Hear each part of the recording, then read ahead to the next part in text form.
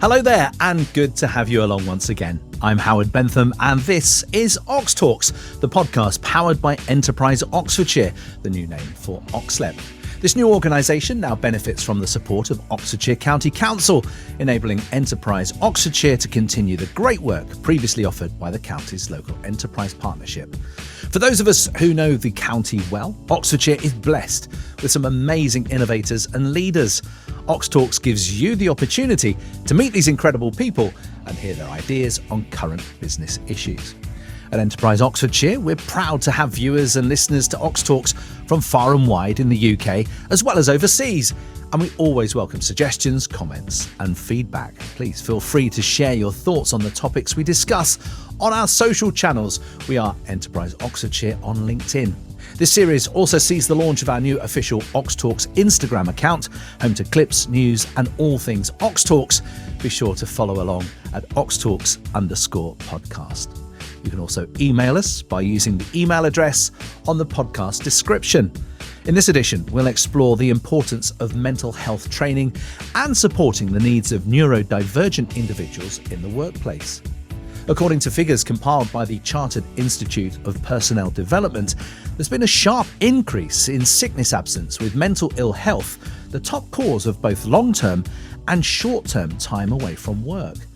Average absence levels have increased to nearly 9.5 days per employee per year, compared with 5.8 days in 2022.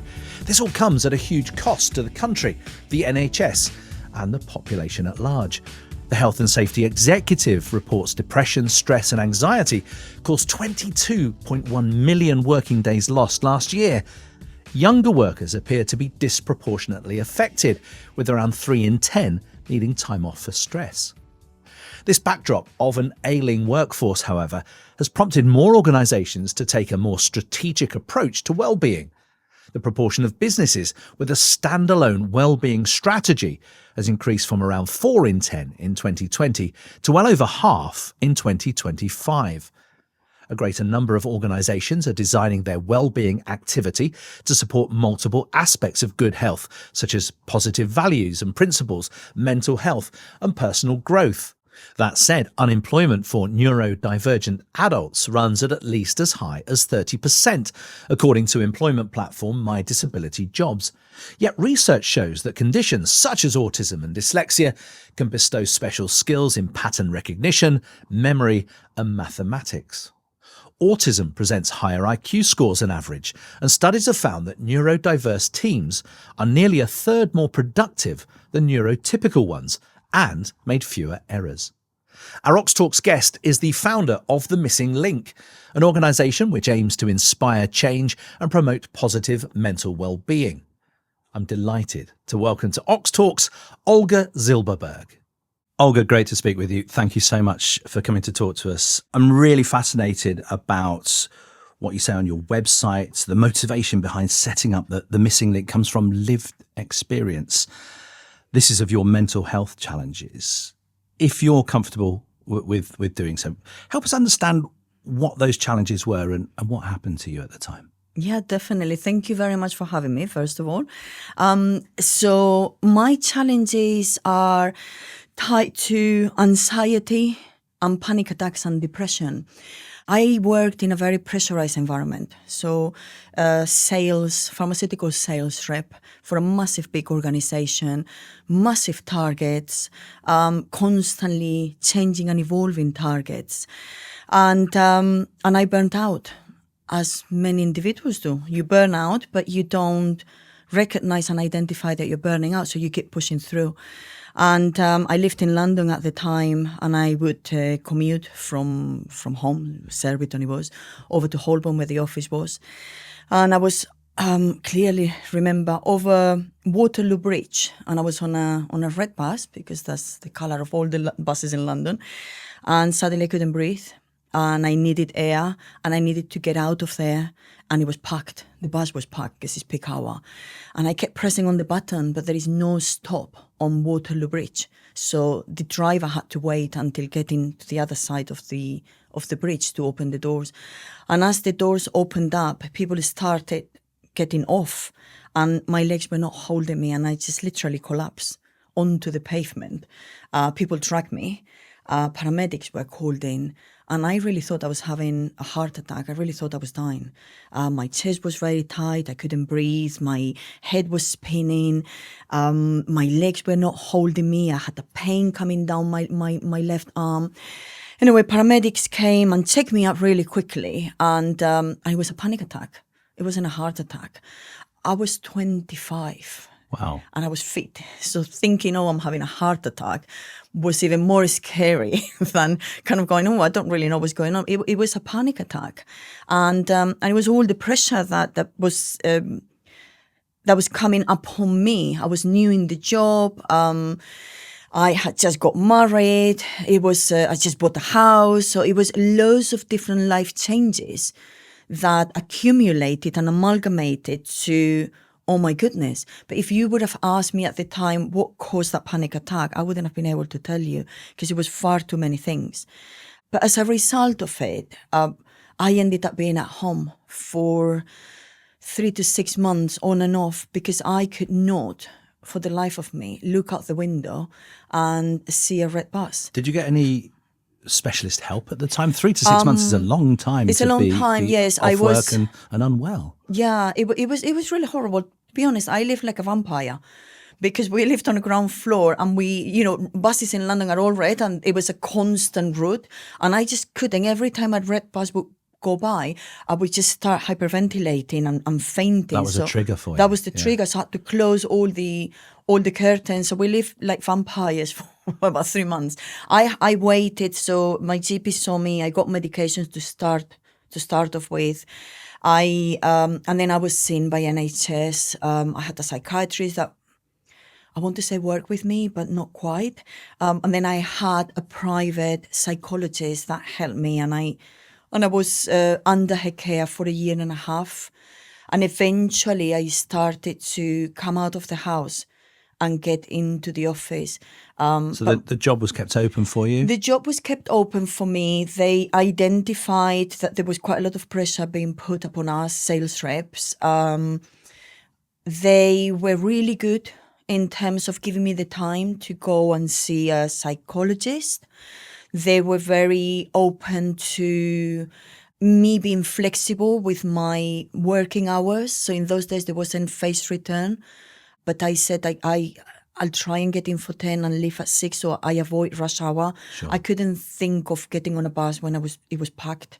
So eventually, with loads of work, I managed to get back into work, and the job was kept open, but I was told to keep it quiet and not talk to any of my peers, because there was a fear that someone else might copy my behavior and then go off sick, which was really detrimental, because when I started going back, people didn't know why I was gone for so long. So there was a lot of shame. I was going to ask if you were stigmatized in any way. Stigma, yeah. Because it was coming back into the office was all these, oh my goodness, you're back. Oh, wait, have you been part-timer? Yeah. But no one knows. No. And this is the problem, isn't it? Yeah. That they can't empathize because no one knew. They don't know exactly. what's going on. So it took a long time. It really took a very, very long time for me to talk to a very close friend of mine, and I in the sales team, and eventually we had a 16-hour journey over to San Diego because it was sales kickoff, as many organizations do. We were sitting on the plane together, and I wasn't doing very well. And then I had to say, I think I'm having a panic attack, and this is how it goes, and I need your help to get me to the bathroom, and I need your help. So then that was the first time I actually spoke to someone about what had been going on with me. And of course, anxiety, panic attack, being stuck at home, that led to that shame and stigma and depression. So I became very, very, very, very depressed, because there was always that voice in the back of my head, what's wrong with you? Why can you not get into work? Look at everyone else is going to work. What are you doing? That's a really interesting point, because there will be people listening to our conversation now in high-pressured jobs, stressful environments in the world of work, and they thrive in that situation. Competition at work is a great motivator in the right measure, for sure. Absolutely, yeah. So without sort of being crass or unfeeling, don't they say if you can't stand the heat, stay out of the kitchen? Yeah, and that was what it was at the time. So the constant theme in the team was we work hard and we play hard. So there was that culture of if you burn out, you wear it as a badge of honor, and you stay behind and you do your 12 hours. And you know, in fairness saying, in those days I didn't have any children, so I would do easily 12, 13, 14 hours and then get back home for 8:30, have dinner with my partner, my husband, and watch a blockbuster movie, whatever it was, because that's what it was, no Netflix at the time. Fall asleep halfway through it, get up and do the same. So it was that whatever people wear on the t-shirts, that is game sleep or play sleep repeat or something like that. Eat, sleep, repeat. Exactly. Yeah. That is what it was. Gosh. We eat, sleep and repeat, sadly. So that's the background to this. Let's talk about the missing link and setting your business up. Again, the sort of context of this is interesting, that you've had these mental health problems. Setting up a business, were the two sort of, in terms of a timeline, very closely related or not? No, they weren't. They weren't. So because I didn't do anxiety and depression very well the first time round, I went on the hole again 5 years after. Meaning I didn't recover well enough. There was pressure for me to get back into work. So you had a recurrence again? So I had a recurrence. So I first went down the hole, as I say, with the panic attacks, anxiety and depression when I was in my mid-20s. And I changed jobs and I went on to still pharmaceutical sales. I went into another organization 5 years later. And again, you prove yourself and you work really hard, and we follow the sun, we used to say. So you work until you kind of are exhausted, and then you pass the ball on to the colleagues in San Diego, and then they pick it up. Then you're expected to be up early, pick it up again, and all the rest of it. So I went down the hole again when I was in my early 30s. Why do you describe it as going down the hole? There must be a reason. Yeah, so that. Oftentimes people that struggle with depression, they talk about you're walking a path and there is a hole on the pavement or a hole on the road, and we are not aware of the red flags, and then you fall into the hole again. Whereas if you were to be aware of your red flags and aware of your symptoms, you would walk around that hole. And what happens is once you fall into that darkness of depression, you get to sit in that very dark hole for a long time. And every time that in a narrative of, I've got to get back, what are you doing? Everyone else is thriving. You're letting your team down. They're having to pick up that, your work. You've got that massive, huge target of 12 million. How are you going to contribute to them reaching the target? Sure. What I tend to say is that it's as if you've got a shovel and you dig that hole deeper. And that is the culture in some organizations, that they want you back in because we've got targets, because we've got quarterly targets, annual targets. Everyone else is picking up your work. So they're burning out. And you've always been the best team. So that competition that you were talking about. So the missing link was set up well after your second my second disappearance down the hole, to use your phrase. So it was a 13-year all in all process. Gosh. From falling into the hole, like I say, so from the first episode of that panic attack on the bus, and then the depression, to me saying enough is enough, and making the decision to I've got to leave. And at that point, I had been doing a lot of work on myself, and I had a child. I had a little baby, and I didn't want to. I wanted to learn how to support and how to help, and I wanted to know why, as human beings, we operate in the way we operate. Yeah. Why do we do the things that we do? Why do we burn out? Why do Why are we not learning there? from mistakes? I mean, the fact Exactly. you've fallen down the hole the second time is interesting. Exactly. We'll go into more detail later, but just give us, for now, a brief rundown of what you offer at The Missing Link. So the Missing Link, I would say, offers happiness. And I know it sounds silly to say.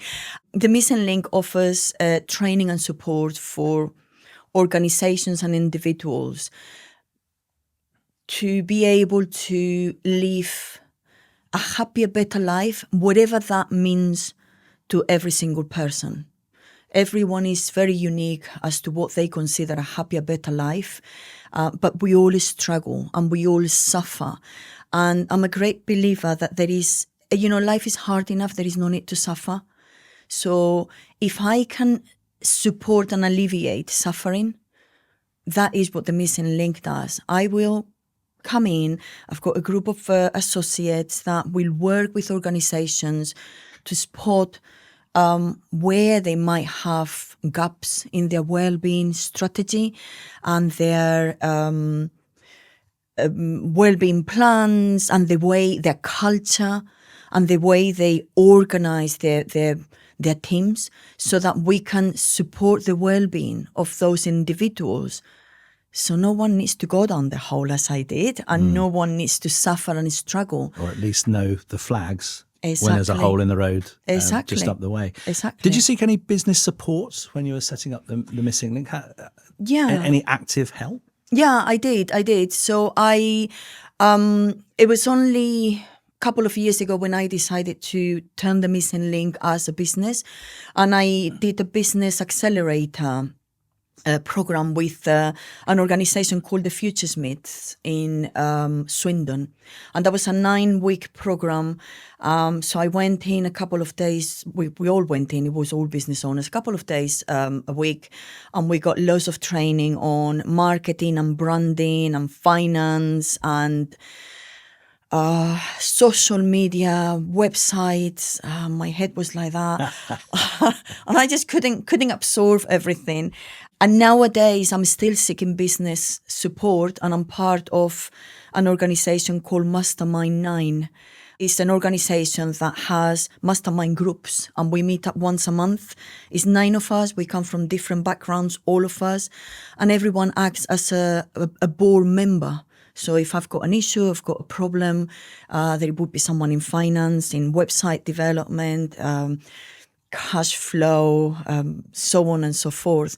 So I still seek that support to help me push through and help me with my mental well-being as well, because it's not all about business. It's not all about goals and quarterly targets. Sometimes we do sit in our monthly meetings, and sometimes I break down in tears, or someone might say, I'm struggling. I can't see the light at the end of the tunnel. And there is that support, not only the business, but the person behind the business plan. And that is what is so powerful about getting that business support, or at least for me. Oh, this is fascinating. Thank you for sharing for the moment. We'll chat more shortly. You're listening to OxTalks, the podcast powered by Enterprise Oxfordshire. Feel free to get in touch with the Enterprise Oxfordshire team to comment on what you've been hearing. You can find us on social media. We're on LinkedIn. You can just search for Enterprise Oxfordshire. And now, of course, via the new official OxTalks Instagram account, home to clips, news, and all things OxTalks. Be sure to follow along at OxTalks_podcast. Perhaps you run a company or organisation that's looking for some specific help, or simply need a pointer towards the most appropriate business advice available. Why not try the Enterprise Oxfordshire Business Support Tool? Enterprise Oxfordshire's Business Support Tool is here to help your company, whether you are just starting out, growing, or ready to take on a new business challenge. If you are looking for the latest advice and support, complete our Business Support Tool today and get set to receive a bespoke action plan for your organisation. Head to enterpriseoxfordshire.com to find out more.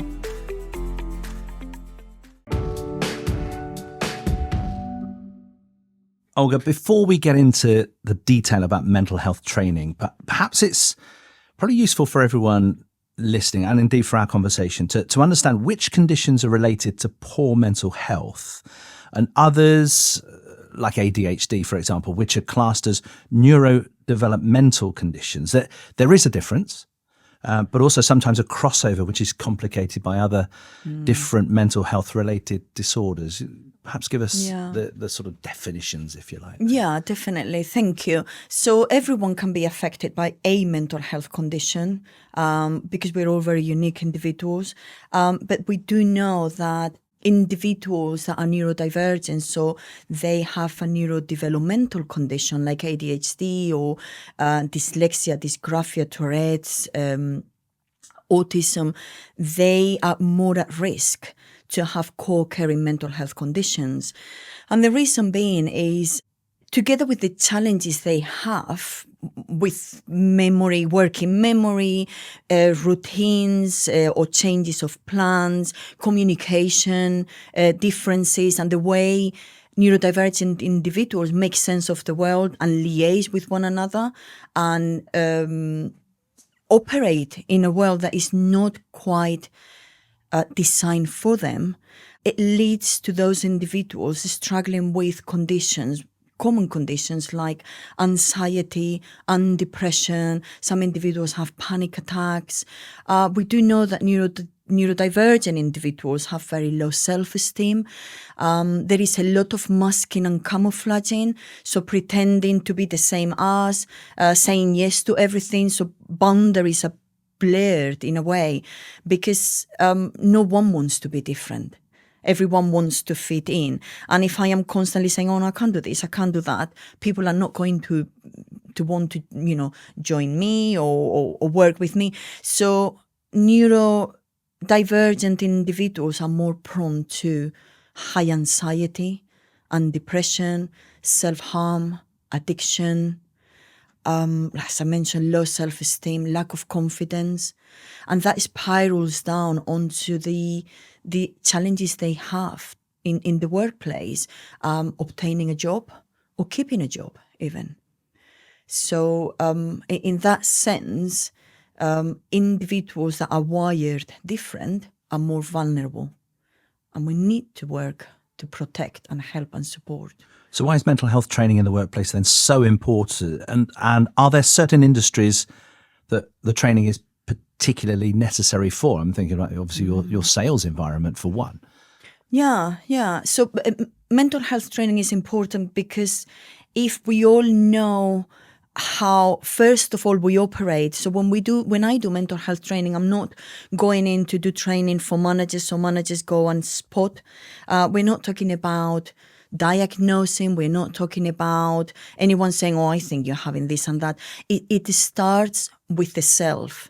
The responsibility is in the self to start off with. I need to know when I'm burning the candle at both ends. I need to know when my energy fluctuates, and then I can communicate and work with others and say, look, I work much better in the morning. So if you've got a bunch of things to give it to me first thing in the morning because I get it done.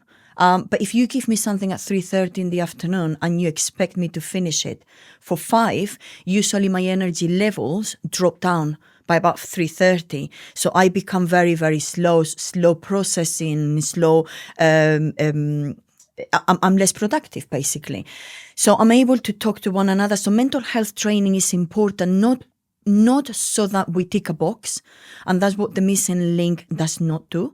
We don't go into organizations, so we do a mental health training, and then we tick the box, and then the organization says, well, we've done mental health training, so we are all okay. We do mental health training so that we change the culture and the way we operate as individuals, and that's why it is important. A healthier workplace is going to be a more productive workplace, and collaboration is going to be much better, and therefore innovation is going to be higher. So to change a culture, that's a big thing to achieve. What can businesses expect then when you walk through the door? So businesses should not expect from us the little certificate at the end of, and this is what anxiety looks like, and this is what stress looks like, and this is what you can do to manage it. When we work with businesses, what they should expect is a constant systemic change with regards to conversations. So we are not talking about a 6-month appraisals or your end of year appraisal. We're talking changes in conversations, changes in hearing more someone saying, I feel I'm burning out, or I'm going to take a wellbeing day, or my mental health is not quite that great today, or I'm feeling a bit meh and I don't know what to do. So we are talking about changing the culture by opening up conversations, by hearing more. And that's how organizations that have mental health training with us, that's how they start seeing the change. And as a manager, how can you ensure you're keeping track of your employees' mental health and are aware that things might need to change? That's a tough job. It is a tough job, and you know what? It is such a hard one, because when we talk about mental health training and we talk about mental well-being, organizations are very fixed on return on investment. What is my return on investment? If I'm going to invest on a program, what do I get out of that? And return on investment, it can be quantified if organizations that do, for example, pulse surveys. How are you feeling? If managers are having conversations, you don't have to wait until your monthly catch up to check in when you are waiting at the coffee machine or when you're waiting at the water fountain.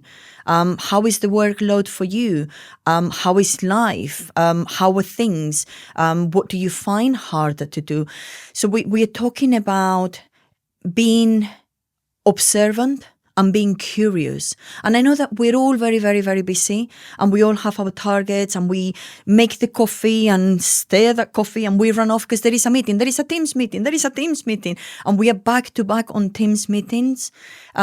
Is pausing for a moment and just look around at your team, look around at the people in your office, look around in your team's calls. Who has a camera on most of the times but doesn't have a camera on a particular day? Who has a camera on but doesn't look really that quite right? Who sends very brief emails when usually they elaborate a bit more in their emails? Who comes into the office because they like being in the office but is very, very quiet? Who puts their head down and they work? Do they have a project that they're working on?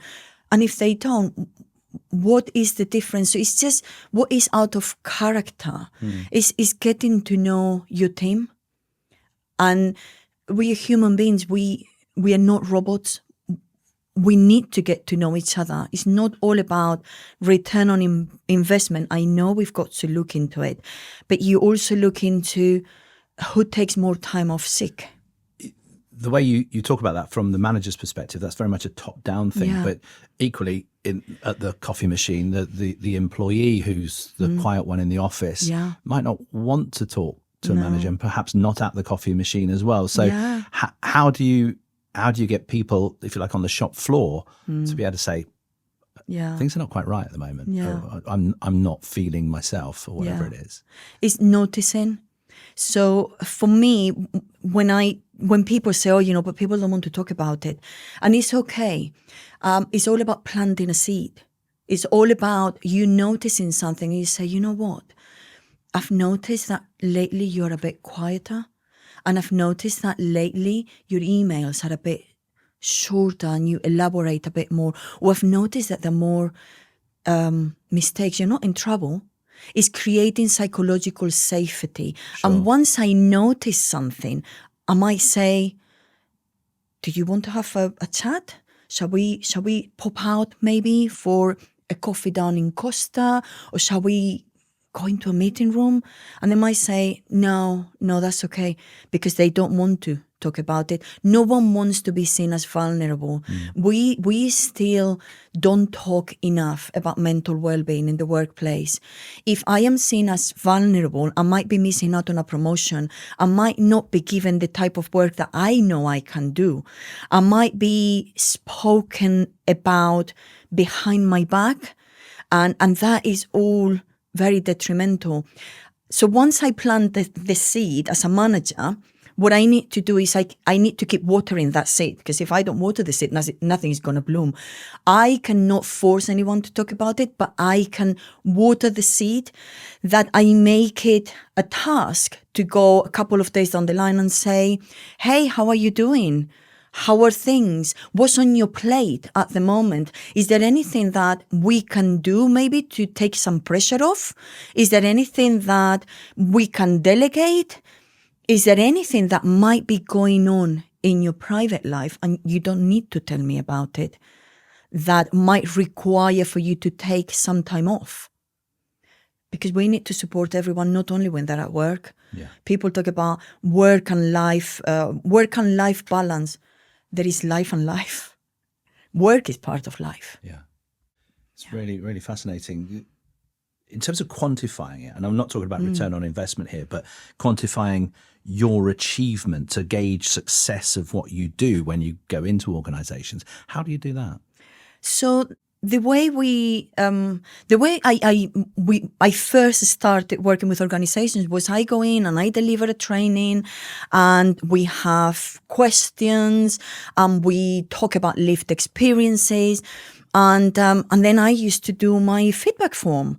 So how comfortable do you feel now talking about mental health? How confident do you feel there and then? And what happens then is that 99% of the times you get, usually, yeah, good, it was brilliant, it was inspiring, it made me reflect, it was eye-opening, and that was left there and then.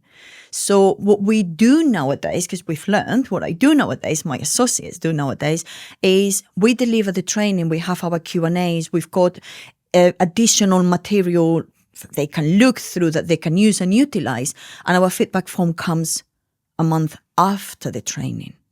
Because then people have had the time to think about how they're going to change systems. That's interesting, yeah. Think about what did I say? So at the end of a training, I always say, make a note at the beginning of it, make a note what your objective is at 9:30 in the morning that we're meeting.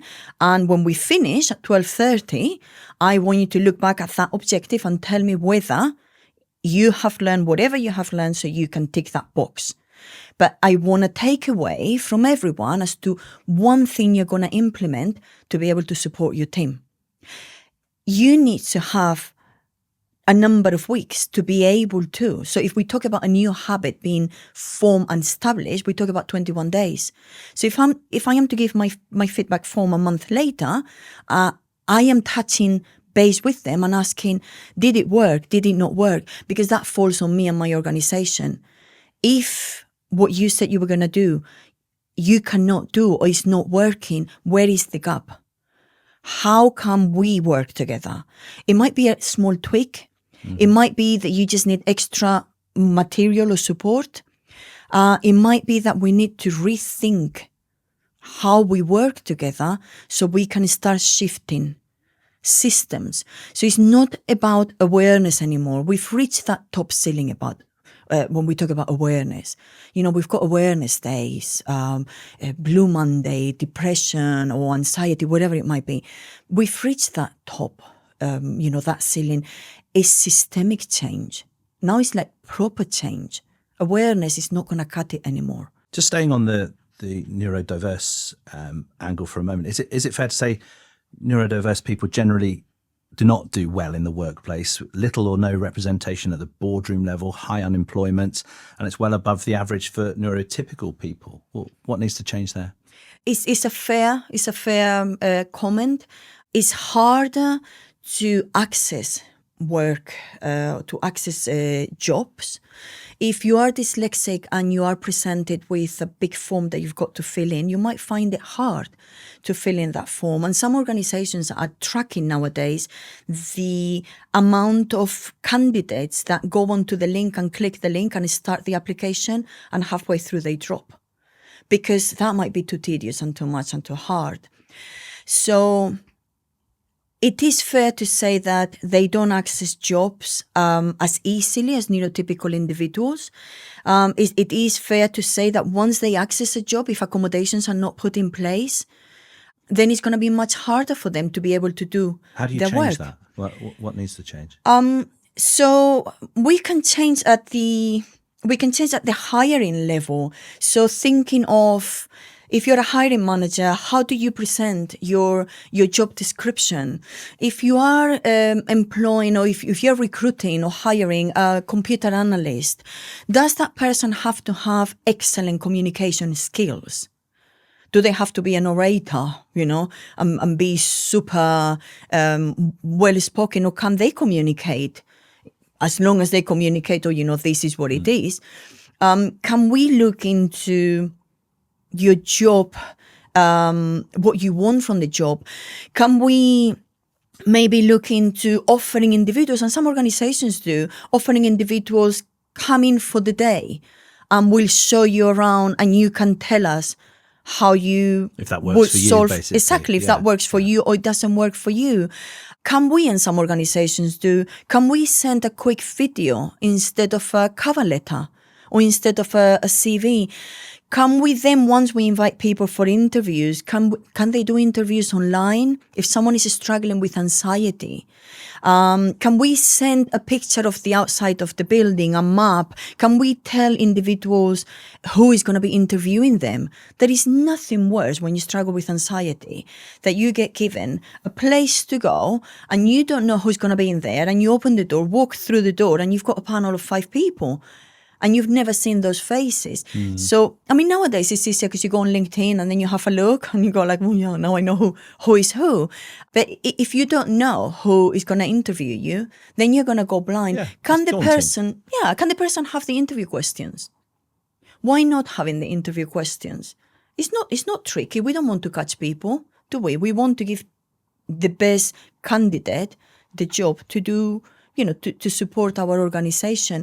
Can we move away from a culture fit in to a culture add? And that's an important one. That's a really interesting point. We talk about culture fit. So if I am a recruitment manager or hiring manager, and I talk to you about Strictly Come Dancing, or you talk to me about that, and we get chit-chatting about that, suddenly it's like, oh, I really like that candidate. It's a culture fit. Now, if everyone is culture fit, am I going to get the innovation, the diverse thinking, the problem solving, the out-of-the-box thinking type of, as opposed to if I look for someone that is, what do you bring to my culture? Culture add. What can you bring to the organization? We all do it. We are all biased. So sometimes when I work with workplaces or when I work with organizations, we talk about bias, unconscious bias. What biases do we have? Just staying on the wider points, your thoughts on the NHS, it isn't coping well enough with the country's mental health currently, is it? It's not. No, it's not. What can be done there? Things have been done. To be fair, things have been done. So there is a long waiting list for individuals to be assessed for ADHD, for autism. And now there is the right to choose a program put in place in which there are other different organizations that offer the service. And you go to your GP and you talk to your GP about what you think might be your problem. And then you choose an organization, do the paperwork. The GP sends everything across. So that's a way of supporting the NHS with the backlog. Training, talking about, I always say, is putting humanity back into humanity. Talking about ways of support. I know organizations have employee assistance programs, but you can give someone a telephone number. And if they don't know what to say, they might not be able to do so. Can organizations put maybe some mentorship programs in place or a buddy system in place that those individuals are supported, and that would take off some of the pressure on the NHS because individuals will feel supported in the place of work. Yeah, it's those seemingly little things, isn't Little, it? yeah. That will make a difference there. Yeah. That's fascinating. We're going to bring our conversation to a close shortly, but I wanted to ask Olga, considering everything we've talked about, and we've covered a lot of ground, are you hopeful for the future of people with mental health conditions and people who are neurodiverse? I am because I see people, younger generations talk more about their issues. They talk more about their well-being, and organizations listen. And I have seen a change. I have seen a change in organizations having well-being programs in place. So I am hopeful that eventually we'll stop looking at people as an asset and we'll see people as that unique individual with their own lived experiences, bringing value into this particular organization so we can all thrive together, we can all work together. Back to the here and now. Businesses listening to our conversation, Olga, what's the key message that you want them to take away? The key message and the most important thing for me is keep talking, be curious, keep an eye on people around you, whether it is a person in your team, whether it's the janitor, whether it is the cleaning team.